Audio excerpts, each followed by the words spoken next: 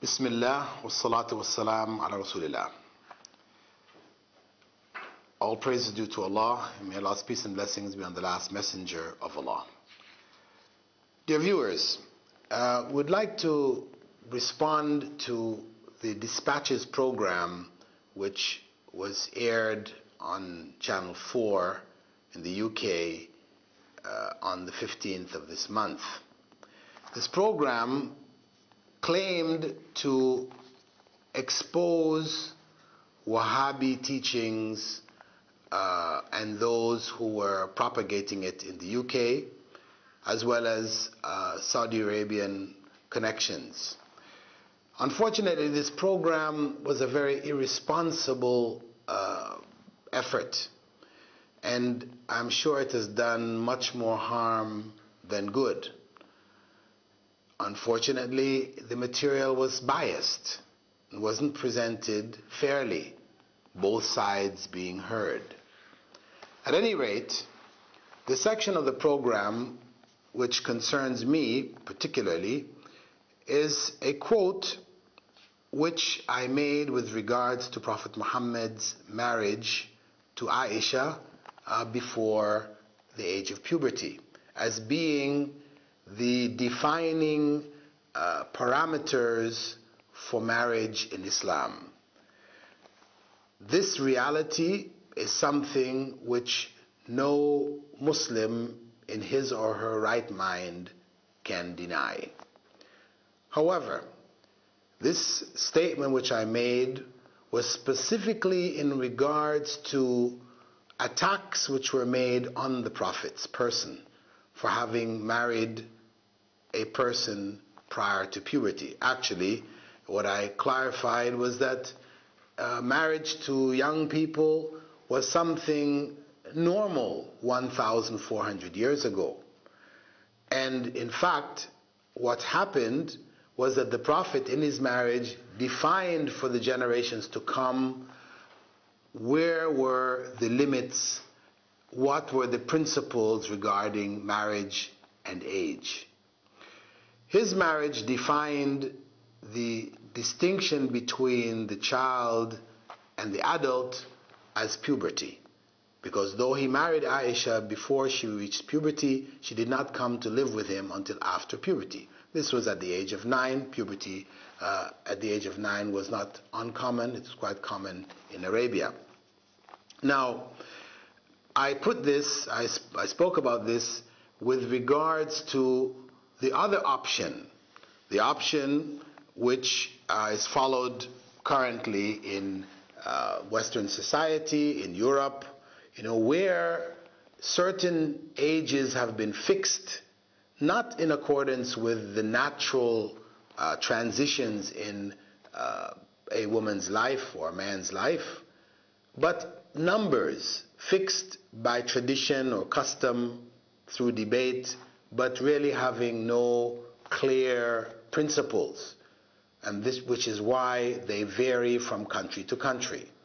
So while in Holland the minimum age for consensual sex, and this is not marriage, of course in Islam there is no such thing as consensual sex outside of marriage, but Western society has chosen to accept consensual sex outside of marriage. The law in Holland is 12 years. A male or female may have sexual relations with somebody older than them, and it's considered to be legal at the age of 12. In Italy, it is 14. In France, it is 15. In Germany, it is 16. And in Ireland, it is 17. And in the UK, it is 18. 18 is for homosexual consensual sex. Heterosexual consensual sex is 16. So we say these numbers are very artificial. So what may be considered pedophilia in one country is considered to be legal sex in another country. So there's confusion here.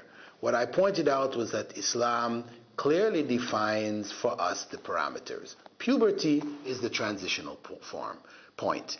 This is the natural dividing line. This is when a woman can now conceive. This is when a young man can produce the sperm, which is a part of the conceptional process. So this, as I said, Muslims should not feel shy about, shouldn't feel, in any way compromised.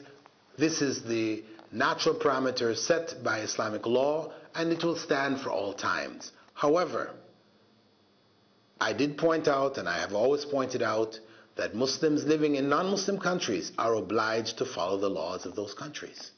So if the minimum age is 16 in Britain for consensual sex, and it is accepted for marriage, the age may not be 16 for marriage, but consensual sex, there's a distinction made, then they are obliged, Muslims living in England, obliged to follow those laws.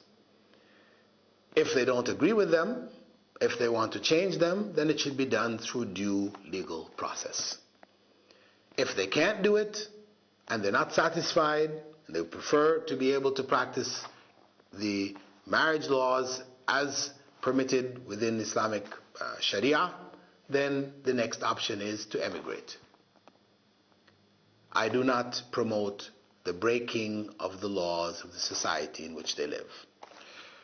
The second point, which was mentioned in the letter sent to me by Andrew Smith, who headed the Dispatches program, and I did respond to the first point, but when it was shown, it was only my saying, according to them, that it was out of context. But obviously, as you have heard, there is much more to it. The second point was that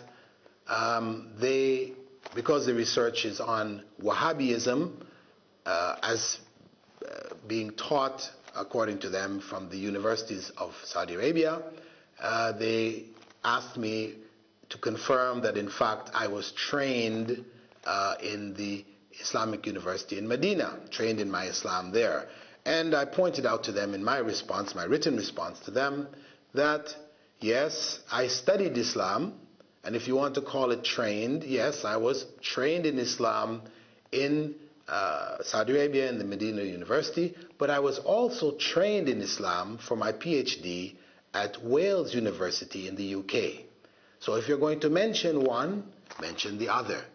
If you're going to imply that that training implies that I've now got a mindset, then also put that same principle, apply the same principle for my studies in the UK, where my mindset would also be formed. These are the main 2 points that concerned me in particular. As I said in the very beginning, the program was a great disappointment. It stirs up ill feelings, and it involves a lot of very shoddy reporting, claiming that they were getting undercover information, which is available on CDs in the streets, not really anything secretive. And I would advise the channel, if it really wants to get to the bottom of it, to bring those who are supposed to be the propagators of Wahhabism, sit them down, hear their views, then challenge those views and give people a two-sided picture of the story. With that, I'd like to thank you for taking the time to see my response, and I hope that it goes some way towards clarifying the confusion and the doubts which may have come from the Dispatches program from Channel 4. Assalamu alaikum wa rahmatullahi wa barakatuh.